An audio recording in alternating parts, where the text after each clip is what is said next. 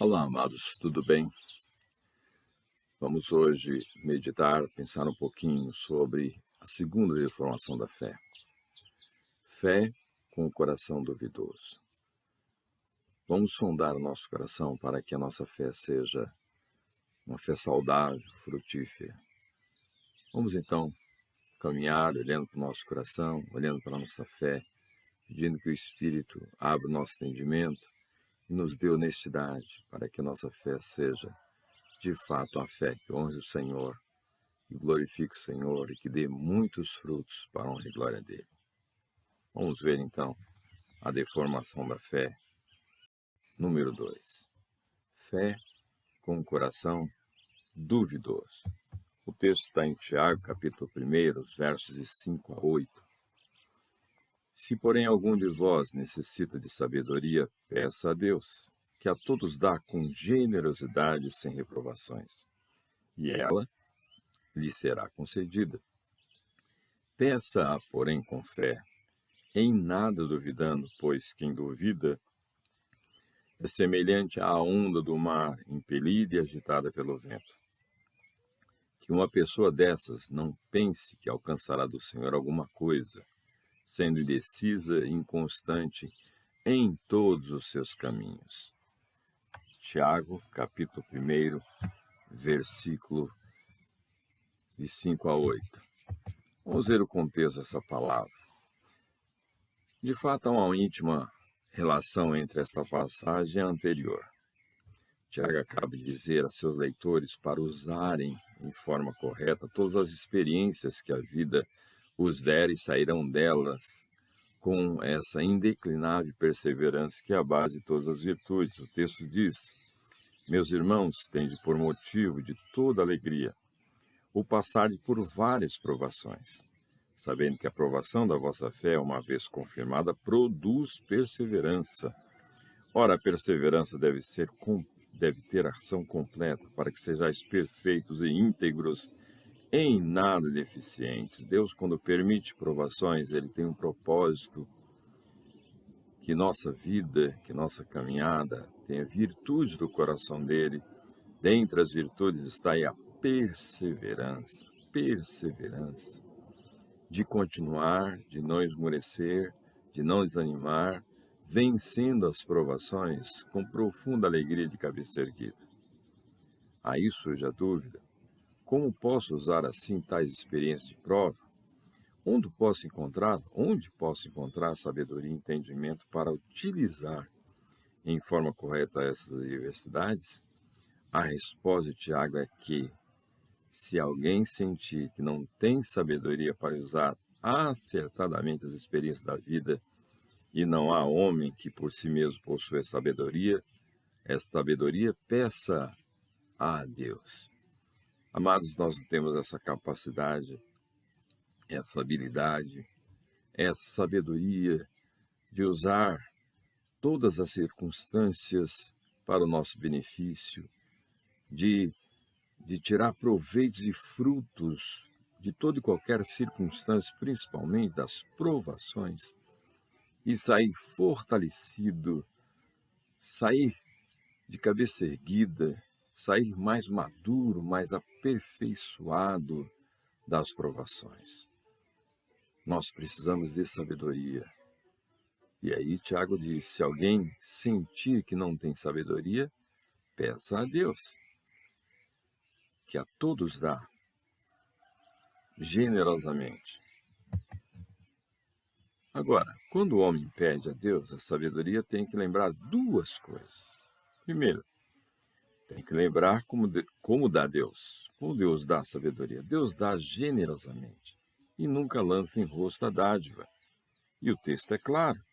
O texto diz isso, que Deus dá de maneira generosa a sabedoria.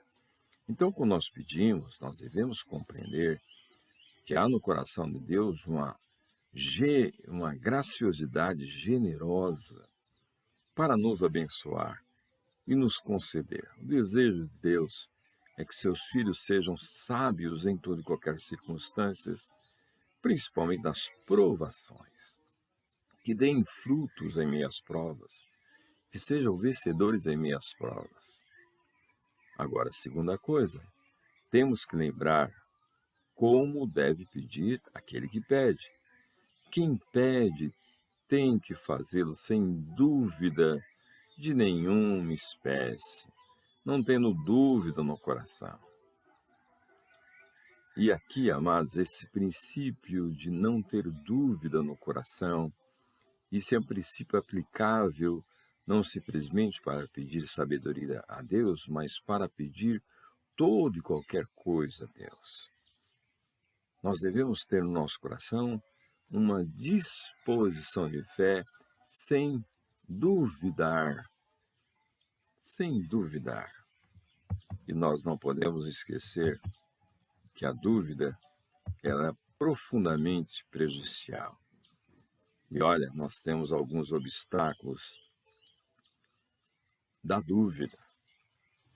Nós temos alguns obstáculos, inclusive a palavra dúvida, ela tem essa conotação de separação, de hesitação entre esperança e medo. A dúvida, de fato, gera um conflito e incerteza. Temos que estar seguros que Deus há de nos dar aquilo que pedimos, segundo a sua vontade. E o texto fala que o homem que duvida, quando ele pede duvidando, a sua mente, o seu coração é como a água do mar aberto, a qual é levada de um lado para outro por qualquer vento. Diz que tal pessoa é como uma cortiça, uma rolha arrastada pelas águas. Às vezes está perto da costa, outras vezes está mar adentro. Tal homem é instável em seu proceder.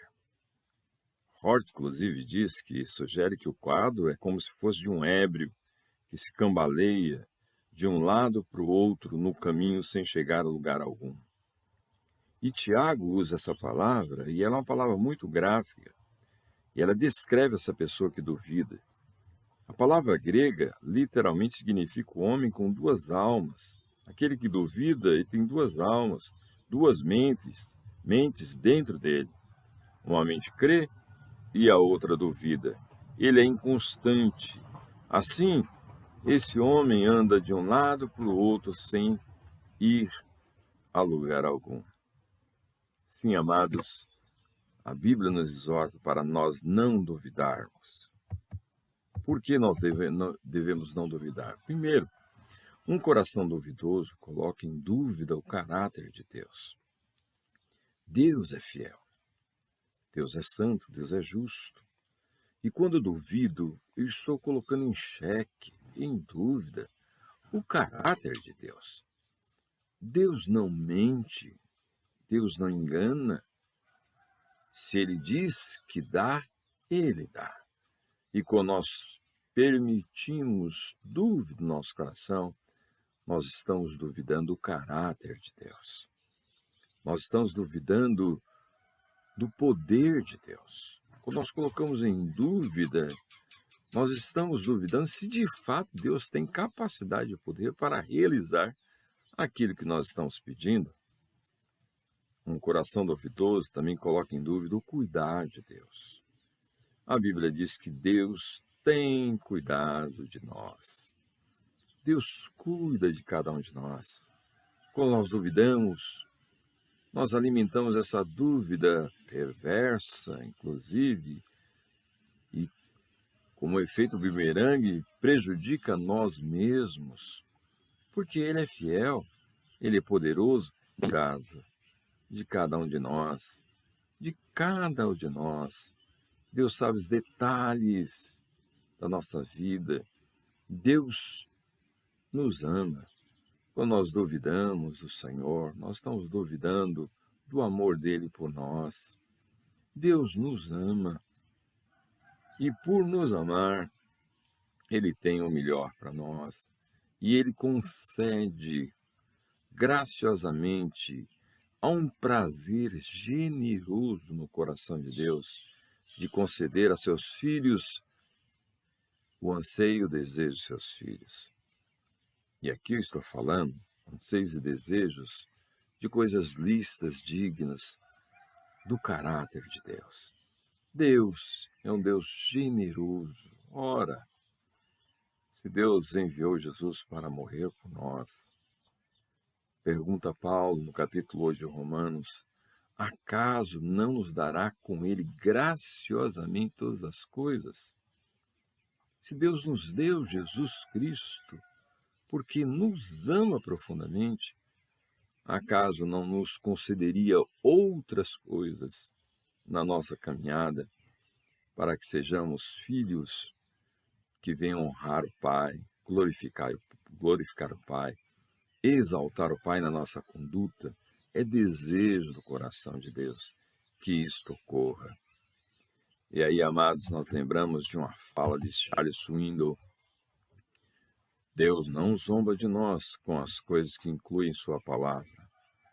Ele não tem como propósito fazer seu povo sofrer sob qualquer expectativa irreal que nunca poderá alcançar, algo totalmente único para uma pessoa, mas que para todas as outras permanece um desafio frustrante e inalcançável.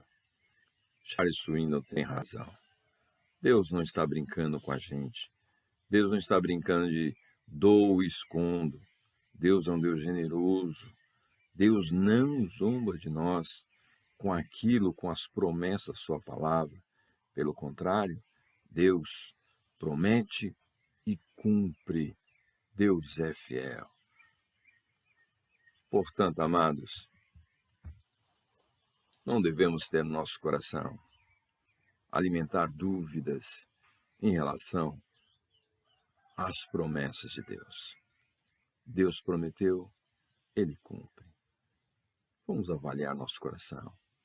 Não permitamos na nossa caminhada dúvidas em relação às promessas do Senhor, que Ele dá liberalmente, graciosamente, generosamente. Há uma disposição aberta no coração de Deus para abençoar seus filhos. Não permita no seu coração que a dúvida venha criar raiz e você se torne um cínico. Pelo contrário, que seu coração seja dócil e permita que Deus trate com você e te abençoe ricamente com bênçãos celestiais para que tua vida frutifique e honre plenamente esse Deus que nos ama profundamente. Que Deus te abençoe, meu amado. Que Deus te abençoe, minha amada. Em nome de Jesus. Amém.